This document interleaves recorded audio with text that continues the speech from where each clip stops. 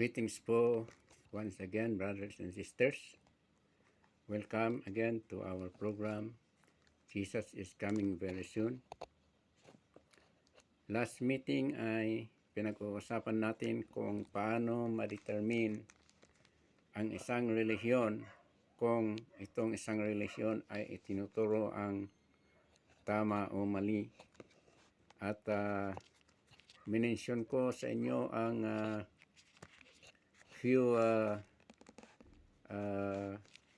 na palatandaan kung paano malaman natin kung ang isang iglesia o ang isang relihiyon ay tinuturo ang tama. At minensyon ko po sa inyo ang kaimportantihan ng paniniwala sa Holy Spirit of God, Espiritu ng Diyos. At in-explain ko po sa inyo. At ganun din kung paano, kung ano ang paniwala natin sa ating Panginoong Hesus.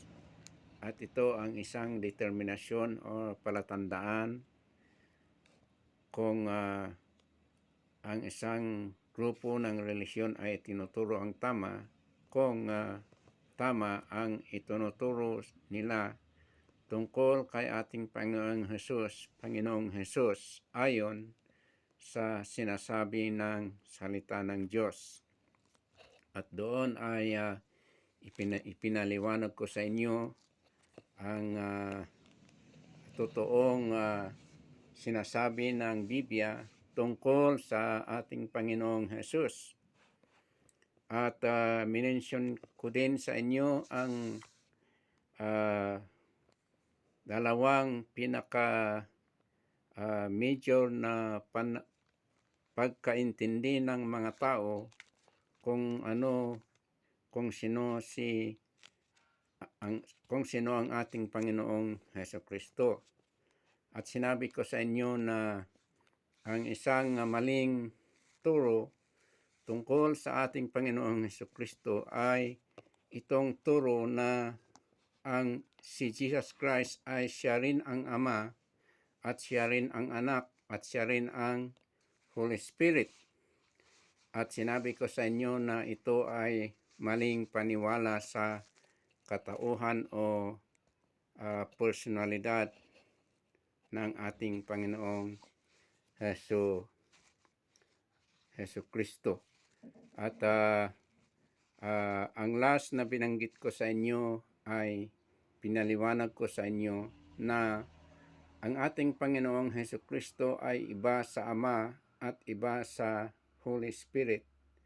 At kung ang pangalan man ng anak ng Diyos ay Jesus Christ, ay sapagkat minensyon natin na itong pangalan ay walang ibang nagbigay sa pangalan na ito sa anak ng Diyos kundi hindi ang Ama, Father God, na siya ang nagbigay sa pangalan nito sa kanyang anak, na matatagpuan natin doon sa Philippians chapter 2 verse 9 to 10 na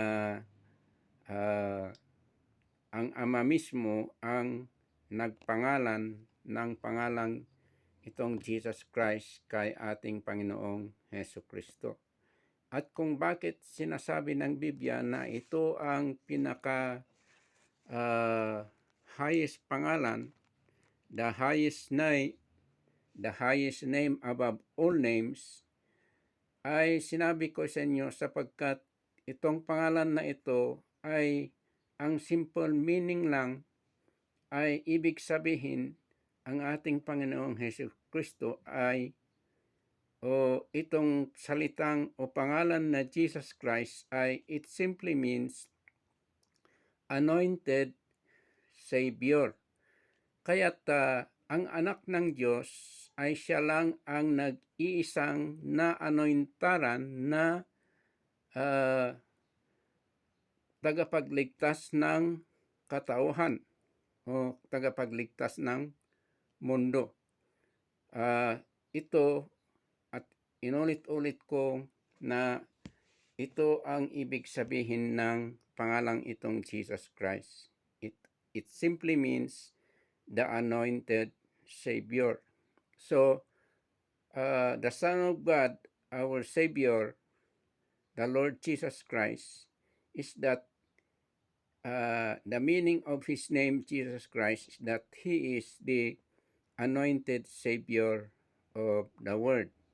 At kaya't si Apostle John sa chapter 1 John chapter 4 verse 14 ay sabi ni Apostol Juan, ay sabi niya doon, and we have seen and have testified that God the Father sent the Son to be the Savior of the world. So, yon ang maliwanag na sinabi ng salita ng Diyos.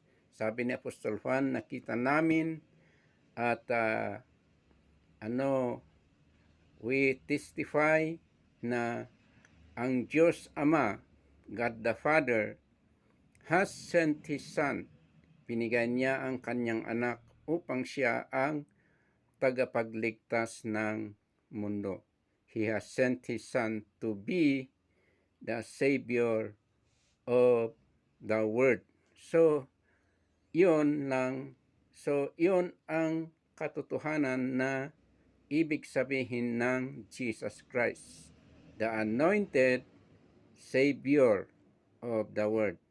Kaya, kailangan maintindihan nating lahat na ang anak ng Diyos ay siya ang anointed Savior natin, o siya ang tagapagligtas ng ating buhay. So then maliwanag para maliwanag sa inyo na ang Jesus Christ ay hindi yon ang ibig kong sabihin ang pangalan ng Diyos, kundi itong Jesus Christ ay parang kung in its real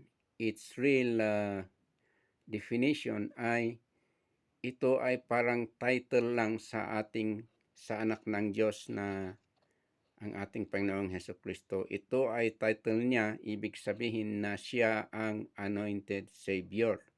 At kung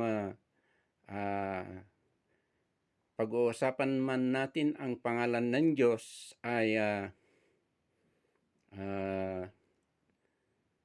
pinaliwanag ko noon sa isang vlog ko na sa Bible ay hindi sinabi kung ano ang tunay na pangalan ng Diyos. At kung may naibigay man na pangalan ng Diyos ay pinaliwanag natin noon na itong pangalan ng Diyos ay hindi mababasa sa lumang tipan o sa mga propeta sa Old Testament ay hindi nila mababasa itong naibigay na pangalan ng Diyos, sapagkat itong pangalan ng Diyos ay naisulat sa sinasabi nating consonant letters at walang vowels. Kaya't hindi ang mga propeta noon ay hindi nila maibigkas itong pronunciation ng pangalan ng Diyos. Kaya't hindi na i-reveal ang pangalan ng Diyos sa tao. Kaya't doon sa Exodus chapter 3 verse 14 ay itong si Propetang Moses ay tinanong sa Diyos at sinabi niya, kung pupunta ako sa Ehipto at kunin ko yung mga anak ng taga-Israelitas at kunin ko at ipunta ko sila sa lugar ng Israel at sabihin ko sa kanila na ang Diyos ng inyong amang Abraham, si Isaac at si Jacob ay dinala ako dito upang kunin kayo at ipunta kayo sa lupa na iprinamis ng Diyos sa kanyang sa inyong ama or forefathers. At sabi ni Moses, kung sakaling tanungin nila ang pangalan mo, ano ang sasabihin ko sa kanila? At yun nga, sabi ng Diyos kay Moses, ako at si ako, I am who I am. Go and tell to the children of Israel, I am has sent me unto you. So, yun ang sagot ng Diyos kay Moses nung tinanong niya ang pangalan ng Diyos. Kaya in the whole Bible ay hindi talagang nai-reveal kung ano itong pangalan ng Diyos. Ngayon, dito sa New Testament ay itong ibinigay ng Diyos Ama ang kanyang anak na pumunta dito sa mundo upang ituro ang tao sa tuwid na daan.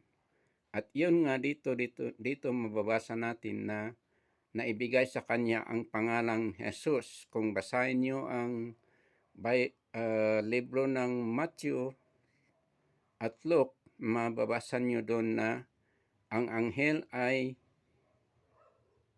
sinabi kay Joseph na ibigay niyo ang pangalan niya na Jesus sapagkat ibig sabihin siya ay tagapagligtas sa mga tao, kaya't pangalanganan ninyo ng pangalang Jesus.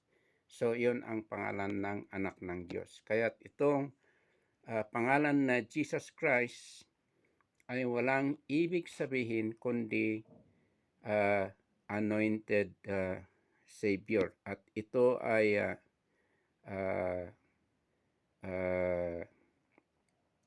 parang title ng anak ng Diyos at hindi talaga ang pangalan.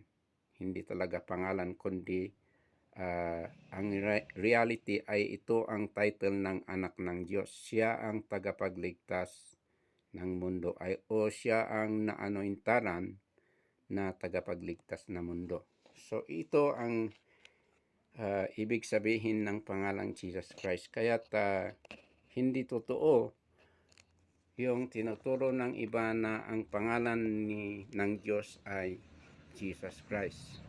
So mga kapatid, sana ay maintindihan ninyo ang totoong itinuturo ng salita ng Diyos. Kaya sabi ko sa inyo, kung itong relihiyon na pinasukan ninyo ay ganito ang mga turo nila, ay ibig sabihin ito ang isang determinasyon na itong mga relisyon na ito ay hindi tama ang tinuturo. Gusto ko pong banggitin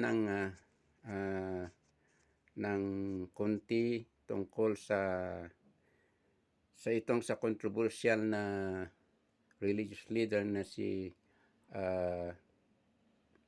Kibuloy. Sapagkat kung bakit, ang rason kung bakit si Kibuloy ay he claims to be the appointed Son of God ay sapagkat ang paniwala niya kasi ay si Jesus Christ ang naniniwala sa paniniwalang itong oneness na si Jesus Christ ay siya rin ang Ama at siya rin ang Anak at siya rin ang Espiritu Santo at siya lang ang nag-iisang Diyos.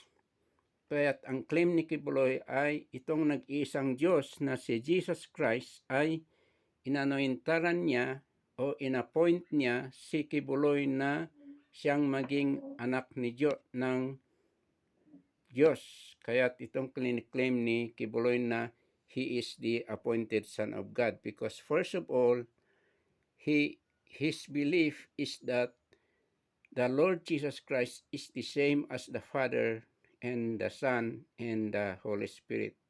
Kaya't he was able to allure or to deceive his followers that he is the appointed Son of God. So, sana'y maliwanag sa inyo itong turong ito tungkol sa ating Panginoong Jesus. Now, ang isang determinasyon, palatandaan, ikatlong palatandaan kung ang isang relihiyon ay itinuturo niya ang tama o hindi ay kung ano ang practice nila tungkol sa fruit ng Holy Spirit, o sa English ay if how ano ito, one of the determination if a true doctrine is that how if can we see the manifestation of the fruit of the Holy Spirit in their lives, or are they observing the righteousness, or are they observing, or are they practicing, or can we see in them the manifestation of the fruit of the Holy Spirit? Ito ang isang palatandaan kung ang isang relihiyon ay totoo o hindi. Is the fruit of the Holy Spirit being manifested in their daily lives? Ito ang isang palatandaan, mga kapatid. Sapagkat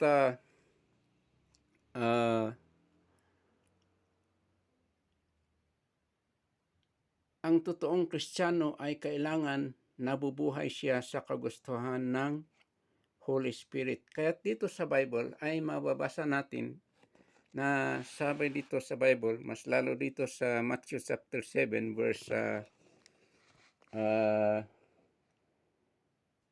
15 to 20. Gusto ko pong basahin sa inyo kung ano ang nakasulat dito. Sabi dito, beware of false prophets who come to you in sheep's clothing, but inwardly they are ravenous wolves. You will know them by their fruits.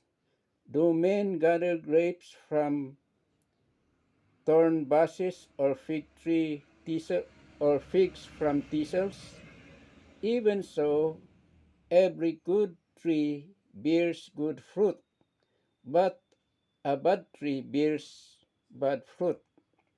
A good tree cannot bear bad fruit, nor can a bad tree bear good fruit. Every tree that does not bear good fruit is cut down and thrown into the fire. Therefore, by their fruits you will know them. So ito ang nakasulat sa salita ng Diyos, na sinabi dito ang isang palatandaan kung ang mga taong nagsasabing sila ay Kristiyano o naniniwala kay Kristo ay we will know them, or we can recognize them by the fruits, their fruits, sabi dito. At ano itong sinasabi ng Bible na fruits? Ito, ang ibig sabihin nitong fruits ay itong sinasabi ng mababasa sa Galatians na fruit of the Spirit. Kaya't basahin natin ang nakasulat sa Galatians. So, ito ang nakasulat sa Galatians chapter 5. Basahin natin from 19 to 23. So, sabi dito, now the works of the flesh are evident, which are adultery, fornication, uncleanness, lewdness, idolatry, sorcery, hatred, contentions, jealousies, outbursts of wrath, selfish ambitions, dissensions, heresies, envy, murders, drunkenness, rivalries, and the like, of which I tell you beforehand, just I also told you in time past, that those who practice such things will not inherit the kingdom of God. But the fruit of the Spirit is love, joy, peace, long-suffering, kindness, goodness, faithfulness, gentleness, self-control. Against such there is no law. So ito ang nakasulat sa salita ng Diyos. At sabi dito, itong mga ito, mga love, sinasabi itong love, long-suffering, joy, peace, kindness, goodness, faithfulness, ay sabi dito, ito ang bunga ng Holy Spirit. These are the fruit of the Spirit. So ito ang ibig sabihin nitong sinabi dito sa Matthew, na sabi ng ating Panginoon Jesus, na sabi dito, by their fruit you shall know them. At ang sinasabing fruit na ito ay itong sinasabi dito sa Galatians na fruit ng Holy Spirit. So, ito ang isang palatandaan kung ang mga relisyon o isang relisyon ay tama ang tinuturo nila, kung talagang nabubuhay sila sa kagustuhan ng Diyos o sa kagustuhan ng Holy Spirit ng Diyos. Bago ako magtapos, mayroon akong sabihin sa inyo ng isang karanasan ko. Mayroon akong karanasan sa isang neighbor ko noon na very religious tao. At kung nakiusap ako sa kanya, ay palaging ang sinasabi niya ay ang pagsasamba sa Diyos, paglilingkod sa Diyos. Palaging ina-invite ako na maki-join sa kanilang grupo, kasi sila ang talagang nagtuturo ng totoong salita ng Diyos. At mayroon pa silang overnight gawain every once in a week.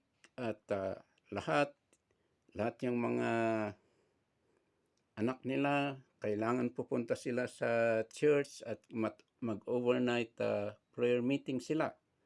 At ako naman, just sinasabi ko, yun ay maganda yun na ginagawa ninyo, ganun. Pero, nung isang okasyon ay mayroon siyang nakagalitan na neighbor namin.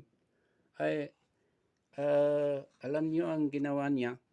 Kinuha niya yung ano yung sabi nito, yung batak, yung kwan ng yung mga Bisaya, yung mga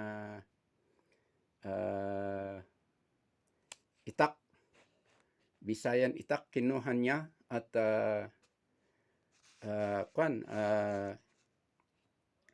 he defied itong neighbor namin. At gusto niyang kalabanin, gusto niyang itakin yung neighbor namin. Kaya't sabi ko sa isip-isipan ko, ay hindi maganda ito. Parang ito ay hindi karakteristik ng isang totoong Kristiyano. So mga kapatid, kung sabihin natin tayong mga Kristiyano, kailangan makita ang fruit ng Holy Spirit sa atin. Ano ba ang sabi ng Bible? Sa mga Kristiyano, avenge not yourselves, uh, ano ang sabi doon sa Romans? My dearly beloved, avenge not yourselves. Vengeance is mine, says the Lord. Ako ang mag-a-avenge sa inyo. Kaya't kung ang inimo, sabi doon sa part ng Bible, sabi doon, kung ang inimi mo ay nagugutom, pakainin mo. At kung ang inimi mo ay nauuhaw, painumin mo. At sa paggawa mo ng ganyan ay ikaw ay ano sa Tagalog ito, yung you are heaping coals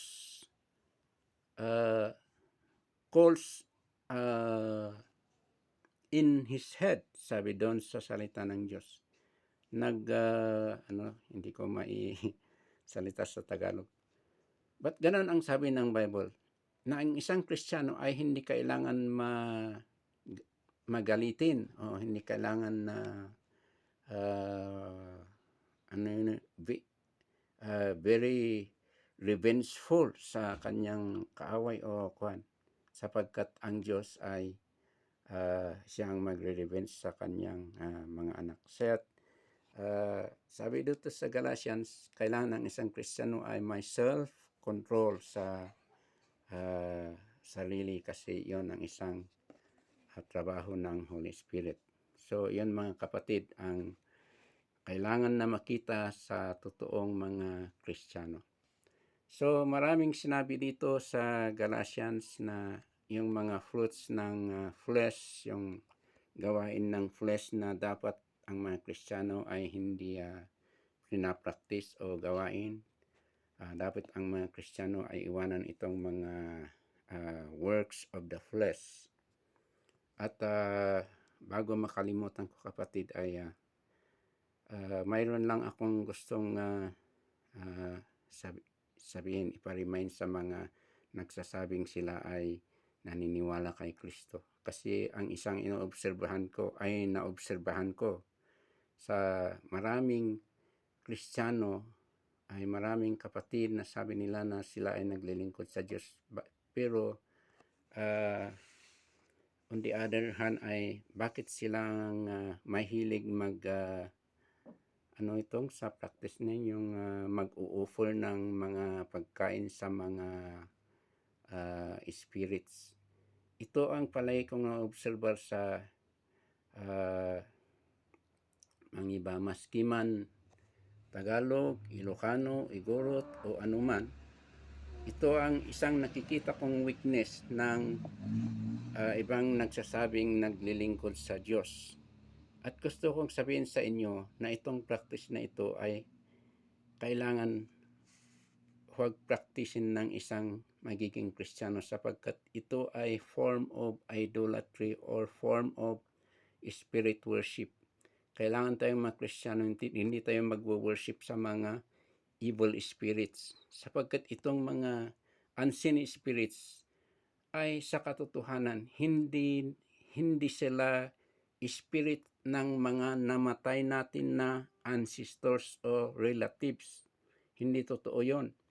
Kundi itong mga spirits or unseen spirits ay sila ang nasasabi sa Bible na evil spirits or demon spirits, at bawal sa mga Kristiyano na nag-o-offer sa kanila ng anumang klase ng offerings, pagkain man o anumang humans or anumang hihingi tayo sa kanila ng tulong o blessings, ay it is contrary to the will of God. At ito ay sa Tagalog, sa English, it is very abominable in the sight of the Lord.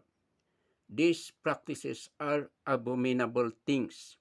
Kaya't kung sabi mong ikaw ay Kristiyano, tigilan mo na itong common practice na pag-o-offer ng oblations o anumang kwan sa mga idols or sa mga unseen spirits or sa mga idols na tinayo or images na maski man ang images ng saints, Yun ang nakikita natin sa mga ginagawa ng ibang tao. Kailangan ito, kung sabihin natin tayo ang Kristiyano, kailangan ay lumayo tayo sa ganitong gawain. Kaya doon sa 1 Corinthians sabi doon, flee from idolatry and spirit worships. Doon ang sinasabi sa 1 Corinthians. Sa 1 Corinthians gusto kong sabihin sa inyong na may dalawang na-mention doon na flee pag lumayo kayo sa mga ganitong gawain. Una, sabi doon sa 1 Corinthians, flee from